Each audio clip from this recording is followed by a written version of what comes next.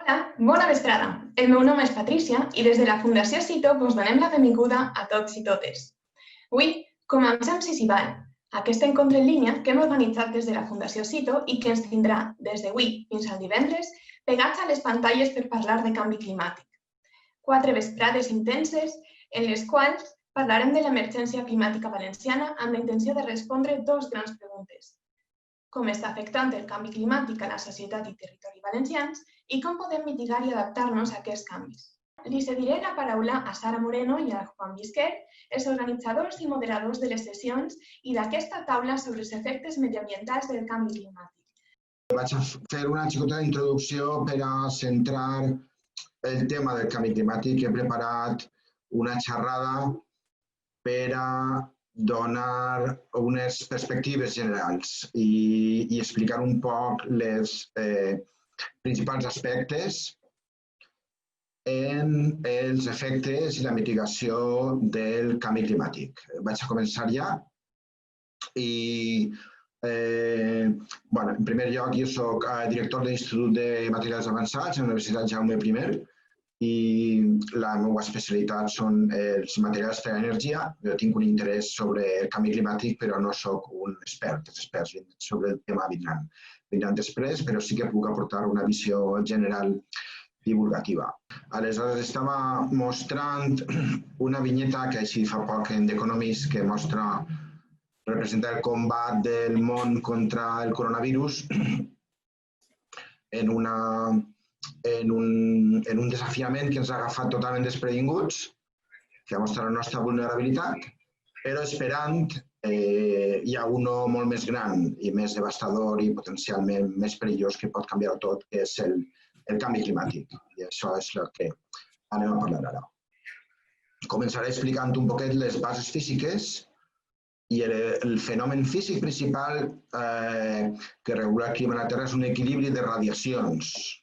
La Terra rep radiació solar diàriament, composta sobretot per llum visible, i això és una enorme quantitat d'energia que impacta en la Terra i bàsicament la mateixa quantitat d'energia és emesa per la Terra cap a l'espai.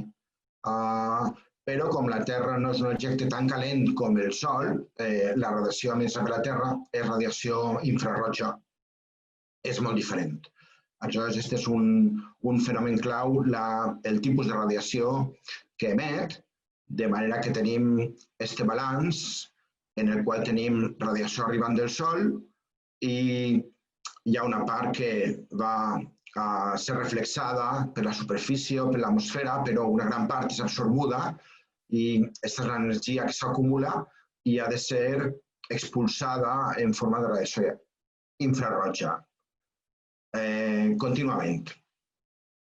Aquests 2 ritmes han d'estar equilibrats, però intervé un efecte essencial en aquest equilibri per a la temperatura de la Terra i és la presència de l'atmosfera, que és una capa de gas enorme, i està composta sobretot per 2 gasos que no interaccionen amb la radiació, que són el nitrogen i l'oxigen.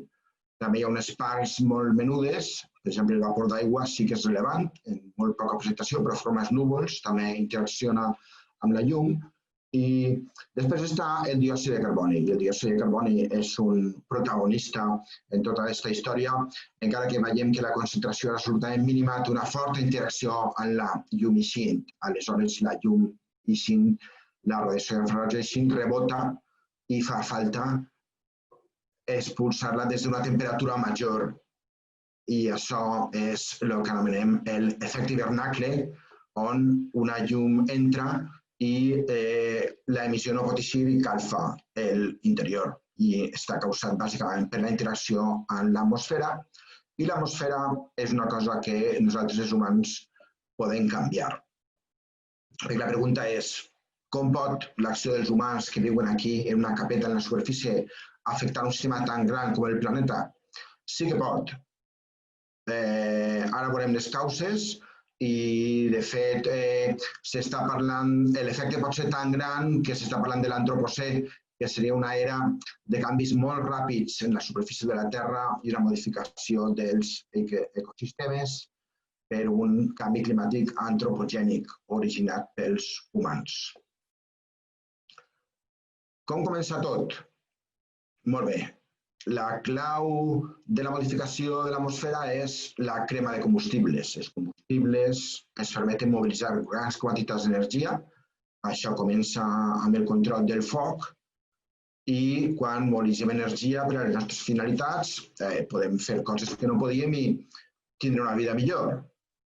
Aleshores, el procés s'estén en l'època de la revolució industrial, sobretot gastant les màquines de vapor per a moure màquines, i després comença a estendre's d'una manera creixent, perquè la producció de béns i serveis d'una societat és bàsicament proporcional al consum d'energia.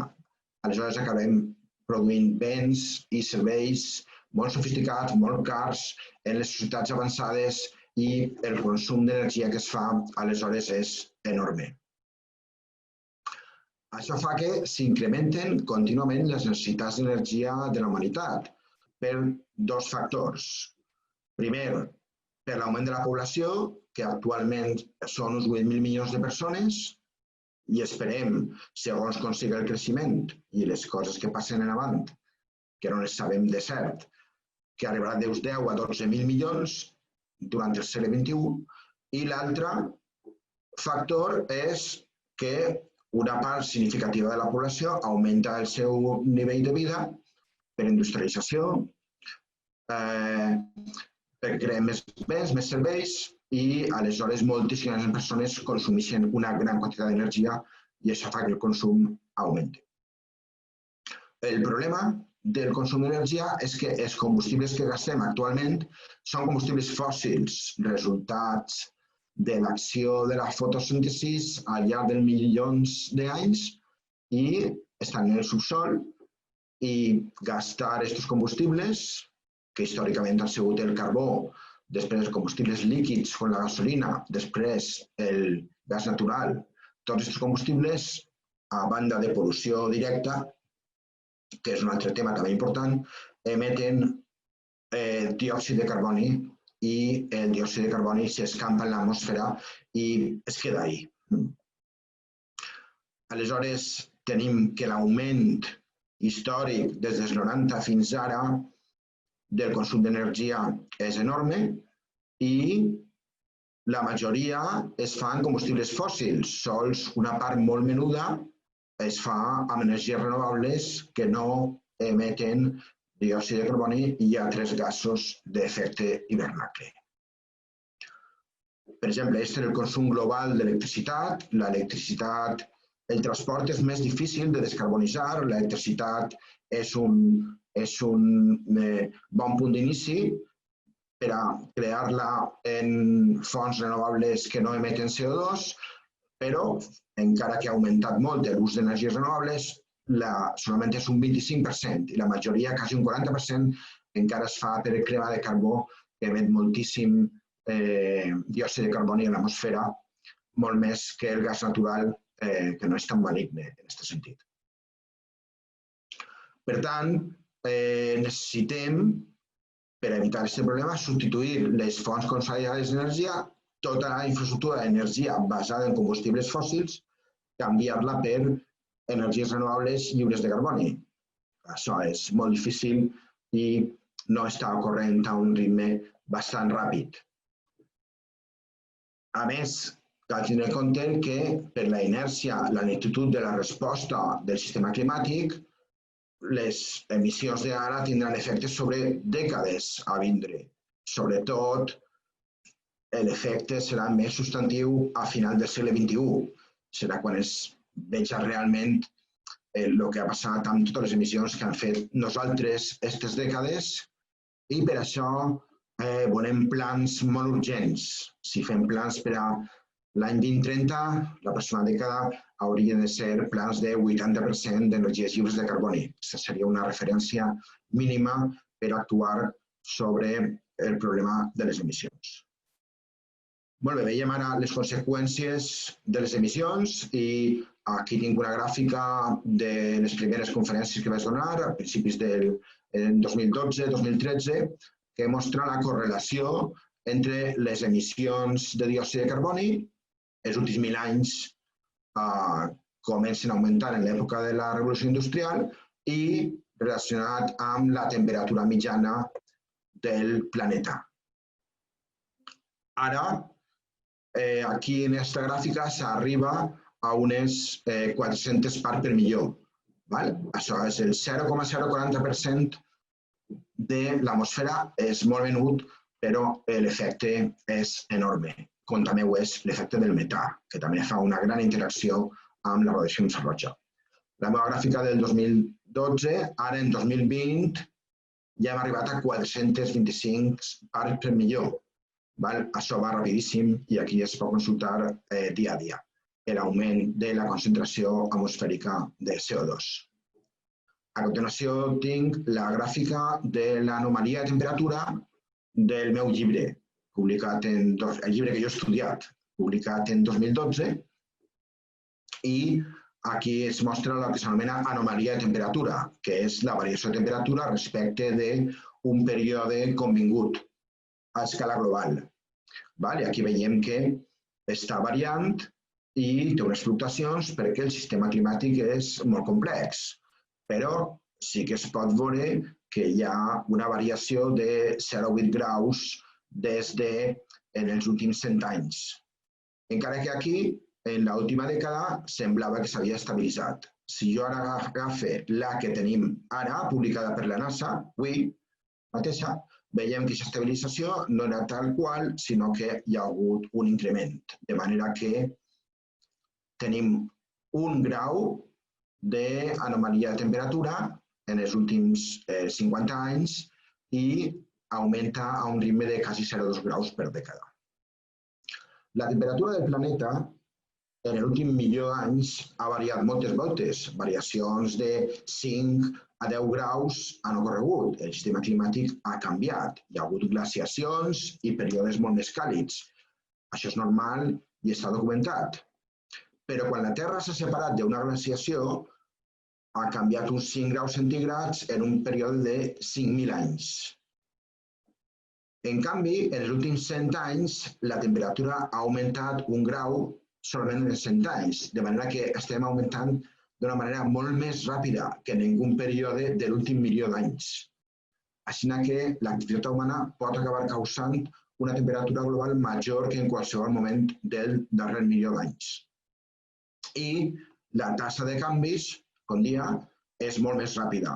Tenim els models climàtics, que s'explicaran després, prediuen que la Terra escalfarà sobre uns 4 graus. En un cas extrem podria ser 6. Però això serà durant un segle, de manera que és un calfament 20 vegades més ràpid que el que ha ocorregut en el passat. Per aquest motiu, el que va passar és que es trenquen uns equilibris naturals que mantenen el sistema climàtic i poden produir una acceleració del canvi. Per exemple, la desaparició del gel permanent en el permafrost i coses que donaven per sentades no seran així, com els que van fer l'estructura d'esta casa, que pensarien que el gel estaria sempre ahí. Aleshores, poden tindre diversos efectes que poden accelerar o canviar súbitament, com l'abundància de masses de núvols, el desgel de les masses de l'Antàrtida i Groenlàndia i el permagel. Això canviaria la reflexió de la llum blanca, l'alliberament de carboni i els canvis en masses de boscs. Sobretot, la interacció del carboni atmosfèric amb les masses oceàniques és un factor essencial en la inèrcia del clima. De manera que tenim la possibilitat molt real d'acabar en una terraform. És a dir, estem trencant cicles de feedback que mantenen la temperatura del planeta, pot haver un col·lapse d'alguns sistemes que estiguen llançant un canvi més ràpid, podria estar en curs, i la inèrcia farà que la realitat del comportament del sistema tardi algunes dècades. De manera que no incentiva actuar ara, perquè no està veient-se immediatament l'efecte, però quan arribi seria molt difícil de parar. Aquestes accions i l'evidència científica està condensada en un informe que s'emet cada 5 o 6 anys per el panel de científics anomenat IPCC, i que el pròxim es publicarà, crec que en 2021. Quan anem a tindre efectes visibles, molt ràpidament, com s'explicarà després, perquè quan la temperatura, evidentment la temperatura és variable en qualsevol lloc, però té uns valors mitjans. Si augmentem el valor mitjà de la temperatura, el que va passar és decréixer els dies més freds i un augment dels dies molt més calents, que anomenem més temperatures extremes. De manera que aquests efectes van a ser visibles. Aleshores, si recapitulem ara, tenim un entorn d'extraordinària bellesa i diversitat natural, ric en recursos, en un clima benigne, tenim meravellosos companys vegetals i animals i potser és únic en l'univers i l'anem a arriscar, anem a jugar sobre el sistema amb les nostres pròpies accions. I potser no s'arriba a un sistema catastròfic, potser sí, és a dir, potser isca mal la tirada. Aleshores, necessitem, crec jo, fer col·lectivament innovacions que canvien la trajectòria que tenim ara. És a dir, hauríem de realitzar un futur, com també ha dit el vicepresident abans, més adaptat a coexistir en la biosfera que nosaltres tenim, que viure, d'acord? Aleshores, aquest és un problema amb molts aspectes. És un problema global i local. Per exemple, depèn d'avanços científics i innovacions en l'energia, que són qüestions totalment globals i universals. La mitigació de les emissions també és un problema global, perquè dona igual on es facin, acaben anant a l'atmosfera que compartim tots.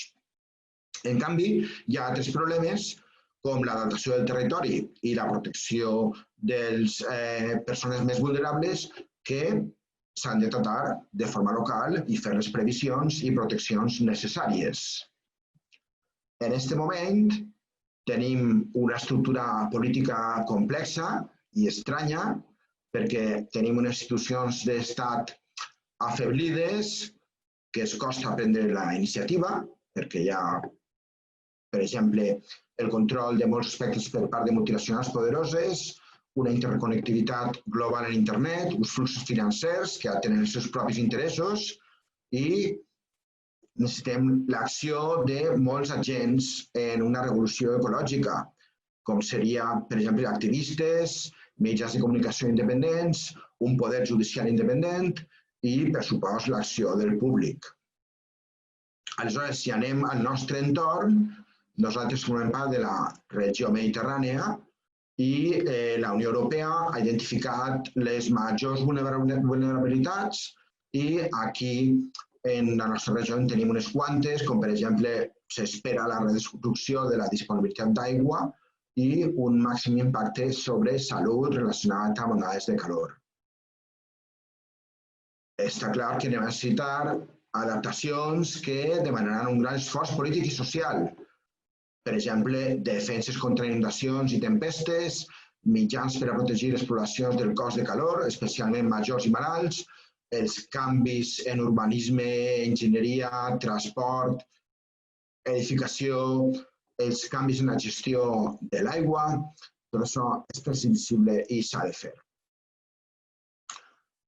A aquest nivell, el nivell local i regional és el més important per a la implementació de les mesures i requereix una capacitat organitzativa per a adaptar tots els aspectes de la nostra vida pràctica i social. En el nostre cas, avui estem agafant l'àmbit del País Valencià, que és un àmbit identitari i històric que és el nostre, actualment articulat com la Comunitat Valenciana, en termes administratius i polítics, que és un àmbit en 8 segles d'història molt estable i és adequat per a tota aquesta qüestió. no significa que no hi hagi també importància a nivell d'Espanya, de la Unió Europea, hi ha diferents àmbits, però aquí el País Valencià ens permet actuar directament sobre aquests problemes d'una forma col·lectiva i adequada. I les particularitats que trobem és un espai costaner amb grans nuclis urbans i també un interior despoblat, un impacte socioeconòmic important associat al turisme, relacionat amb canvis estacionals de subministrament d'energia d'aigua i també amb possibles migracions de regions veïnes quan siguin afectades. Són alguns dels particularitats que ha d'enfrontar el País Valencià o la Comunitat Valenciana. I tornant al principi, bé, el Covid-19 ha sigut una pandèmia que ha creat una gran devastació, ens ha agafat sense preparació perquè era un event inesperat i ha creat una devastació social, econòmica i personal i ens avisa que hem de tindre un esforç per a prevenir una crisi d'aquesta característica i l'altra està esperant i és molt pitjor.